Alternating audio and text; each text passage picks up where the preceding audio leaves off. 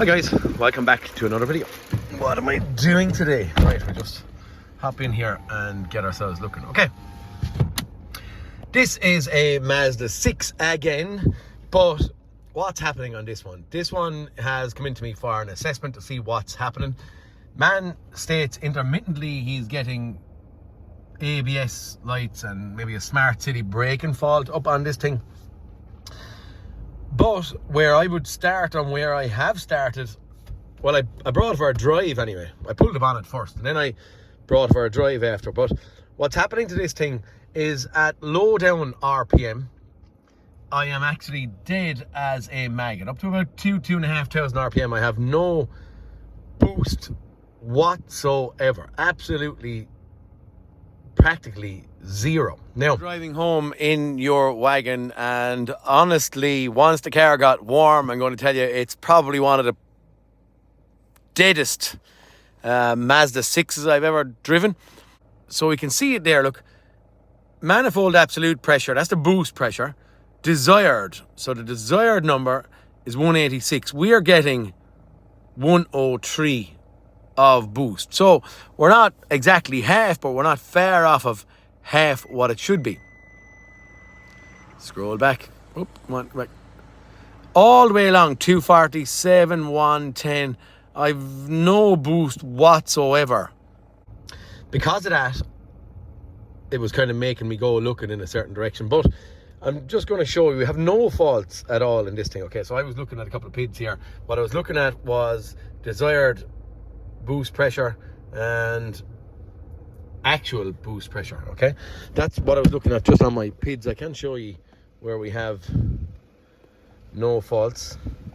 Other modules are giving out about invalid data received from ECM or PCM, but inside an engine control module I have no faults whatsoever. Probably would be worth looking maybe at OBD, because I have seen these things intermittently to give me faults in OBD, but not in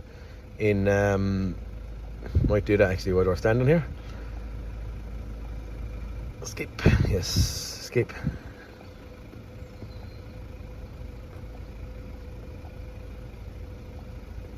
So yeah, what I'm saying is that these things sometimes give me faults in OBD, which I didn't look previous, so you're going to see what I'm going to see, but I'll show you what I'm seeing out here. At a glance, when I come back, you have black as heck, and then I have some tape now I have taken off it, but if you look, this thing taped up. We've got differential pressure sensor and wiring harness taped up.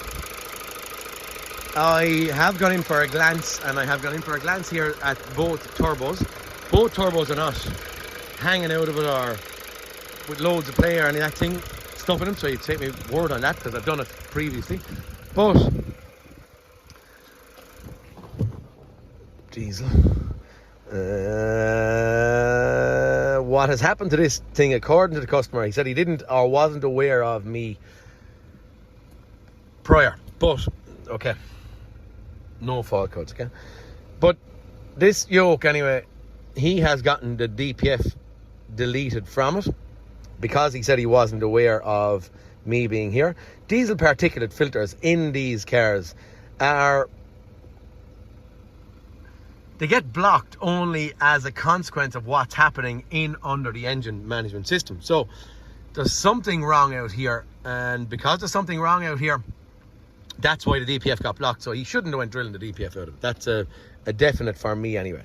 The long and short of it is then, what I was trying to show is how it gets contrary when green tree. So every module that's in it is green at this point in time.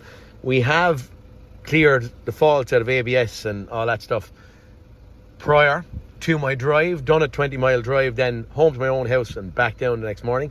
Where am I going? But this thing, as I said there, is dead as mag and not showing what, not registering the faults, okay? What? This is me kind of live thinking in my head. What it's kind of contrary is that the actual car doesn't doesn't actually, give you the right information. So right now, with looking at our boost pressure, etc., it's giving us the wrong information. Exhaust gas differential pressure here, 112 kPa, so that's above 1 bar, but we do know the sensor is disconnected off. Exhaust pressure sensor here is registering 50, and yeah, look, basically it's harder to diagnose when the car won't give you information from looking at your scan tool. Now you nearly have to go out and start testing everything manually out underneath the bonnet, which does make it far slower. Do you advise a customer then to go back, whip the clock back, put in a DPF, reinstate the original map into it, and then start rolling forward again, just because the car is going to tell you the honest truth rather than telling you lies? And look, I could have shown our desired in our boost pressure, but we have no boost whatsoever in here. Okay, I'm going to go along so we can see none of these changing. I'm actually going to go along and I'm going to plug this thing. That's the real deal upgraded pressure sensor with the wiring loom on it. I'm going to connect that in, just see. I will have to verify and just see, is this car not looking for any of these to be changing, or what the heck is going on with this software? But hard to pinpoint at this point in time. It's going to be a bit of a case of going digging manually rather than not. I may even tell this man that he needs to reinstate his DPF, but I'm going to plug in this thing, get the tape off the thing, and just see what happens. Okay, tape off, wiring harness in place, tape pulled off of the pressure sensor and the differential pressure sensor. So they are reinstated. Again, as I said, not knowing what way the software lad has been playing with this thing. So we can see here,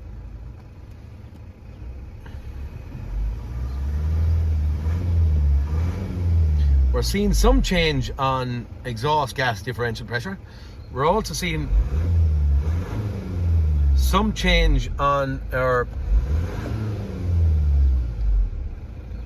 exhaust pressure sensor, but that's not rising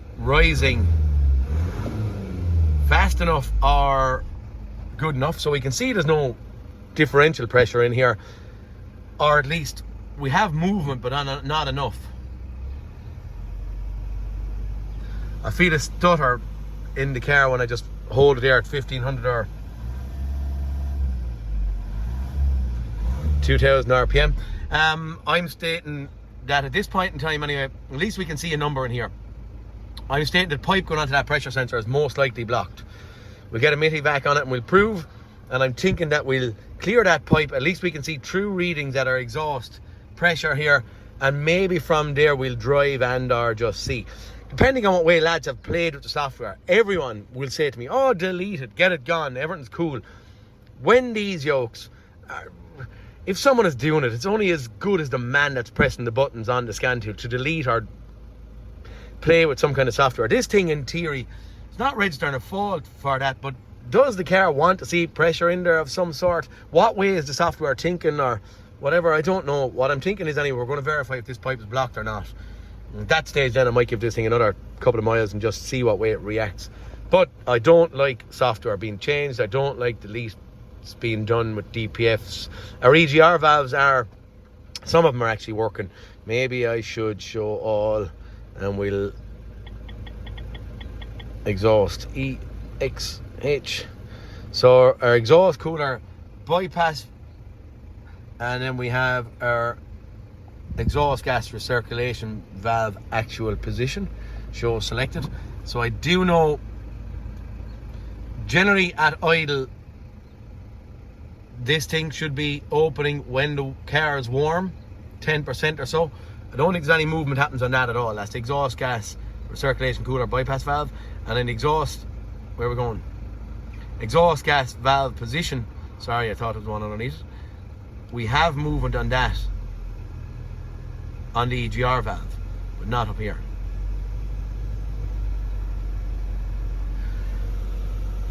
That, I'm feeling hesitation. That wasn't there prior, and I'm assuming that's because someone had this thing disconnected.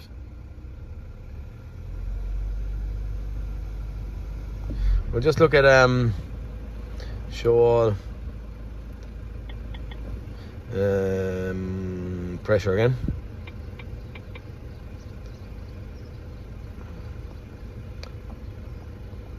So we have manifold pressure desired and manifold pressure sensor. So the desired and the actual will show them in here somewhere.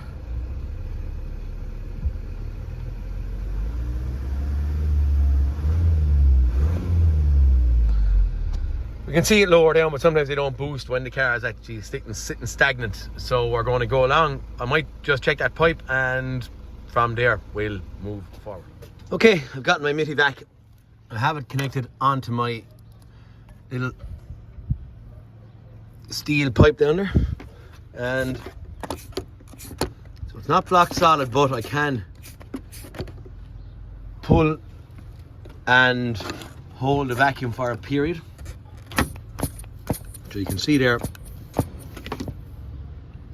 that's actually because of a blockage or a restriction, it's able to build pressure and dissipate slowly. It's able to create a vacuum and dissipate slowly. Should be clear as a whistle. So look, I don't know what's going on with this software, but I'm going to go along. I'm going to get that pipe clear. Here's what I'm actually going to throw out as well is a man I would highly respect is Jimmy Riley from O'Reilly's Garage or DPF or whatever they are on YouTube anyway. Nice chap, I like Jimmy. But Jimmy uses windscreen wire to clear these things.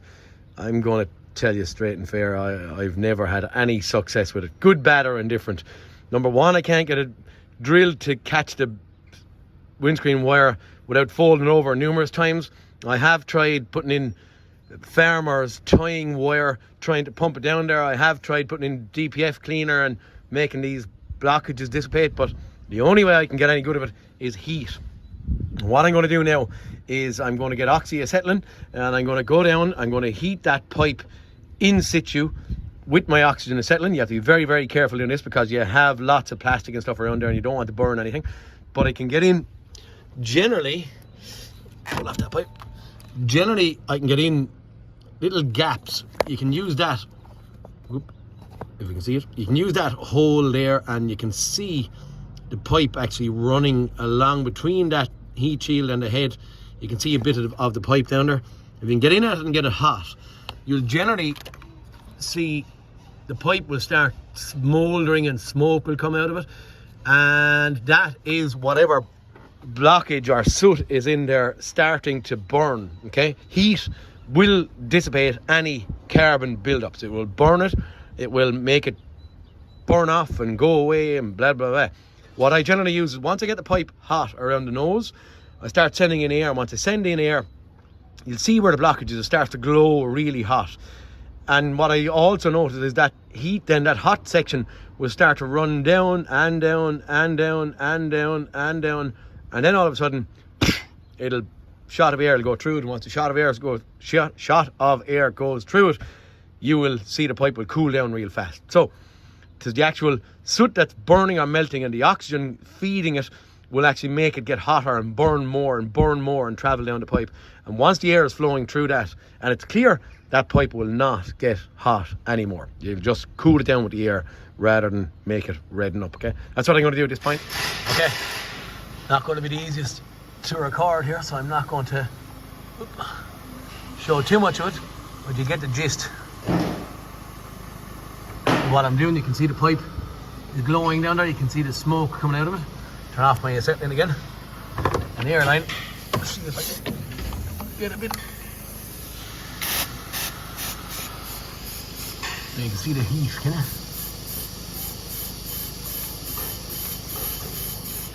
She has just cleared herself, I believe. Okay, don't know if that's going to work, but sure, I'll have a look and just make sure there's no blockage there again, and we'll go forward from there. Pipe back on in place.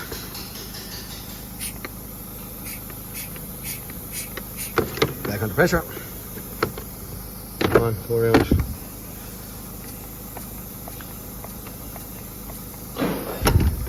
If I was to blow, normally I like a test of blowing. Just so you can feel it very easily. Okay, that's clear. Gonna get this thing out on the road, connect it with a couple of bits and pieces, and see what happens when I get it moved. I have our pressure pipe cleaned. The pressure sensor is just stuck on there, hanging on at this point in time. I didn't even put the bracket into it because I don't know if this is going to be the right thing or the wrong thing to do after whoever was playing with software. But I'm just going to show, maybe we'll bring it back a little bit and just press play. Okay, what we're looking at here, exhaust gas differential pressure. So we have pressure of some sort in it, as you can see here. Our boost pressure, there's our desired, there's our actual. So we're back up, mimicking somewhat our boost pressure. We have torque back again. You can see our exhaust pressure there is reading. A lot of people worry about this going into red. Don't ever worry about it going into the red. Above 150 kPa is normal and natural. It's of no concern. I've actually seen this to be up around 400 kPa under full load. So we're just playing through our live data there at this point in time. Going to drive this thing for I have to do a job about 10 miles away or so. So I'm going to go that 10-mile drive and 10-mile back, drive it like I stole it, and see will we get any kind of faults. But we can see where we're at. We are mimicking our boost pressure under load, a little bit under there at that point in time. But it's pretty much mimicking. They don't be bang on the same. It's just the desired and the actual will be fairly on the ball, but they're a little bit down under at this point. But it's far better than where it was. I was actually getting around 100 kPa here while I was looking for 150 and 200 and stuff. So you can see the numbers are probably when I snap the throttle, the desired rises, and then that takes a moment or two for it to follow suit. Anyway, we're going to do it a couple of miles and see where we end up. Okay, couple of miles done, no issue. You can just see there that the I-stop was working. We had no boost, as I said there, but we are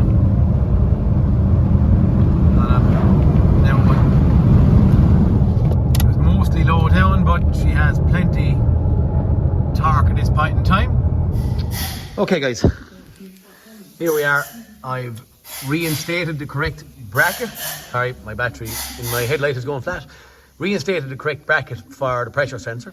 I've also reinstated the correct wiring loom for the pressure sensor. There is part number for the pressure sensor. All it comes in about 8 or 10 bags. I don't know why inside in the box. Anyway, what I'm just going to show, if you can see it here. So the lock and tab on that old or the original block connector for the pressure sensor. If you can see on the left hand side we have a red wire, yellow in the middle, green on the right. Now, you need this loom. It comes in the pressure sensor, but you need it. So there's a lock and tab on that new one, and the red wire, look, is not on the left, it's on the right. Now the middle one is a signal, which stays in the middle, but then the ground, or the green, is on the left hand side. So look at it again. Lock and tab. And if you try to use that original block connector, it is the opposite way around. Okay? So just don't get caught with that. And I don't know what's going on here. Did someone try and just put that direct onto that? I don't understand why people wouldn't put in the right or the correct bracket, fit it as it should do, and then verify that the pipe is clear, and then use the wiring loom. I don't understand that. I don't know why anyone would play with the software and then start taping up these yokes. What I'm thinking is the format of events here. I'm thinking that potentially this car had only, now he probably most likely has a camshaft worn in there. I have given him an estimate for changing the camshaft, but the camshaft is going to create DPF related faults, but the DPF has gone into this. So is he going to go in there? I don't know. I'm only just doing a video on our pressure sensor here and why we'd no power, no torque, and our smart city braking system fault. I think that potentially we would have had pipe to block down there. Someone then fitted a new pressure sensor when they had pressure sensor faults. Then when they put that block connector on that pressure sensor, that potentially they still had exhaust pressure sensor faults, and then they rolled on to doing a DPF delete, and then went along and possibly deleted the fault code off the fault table for exhaust pressure sensor.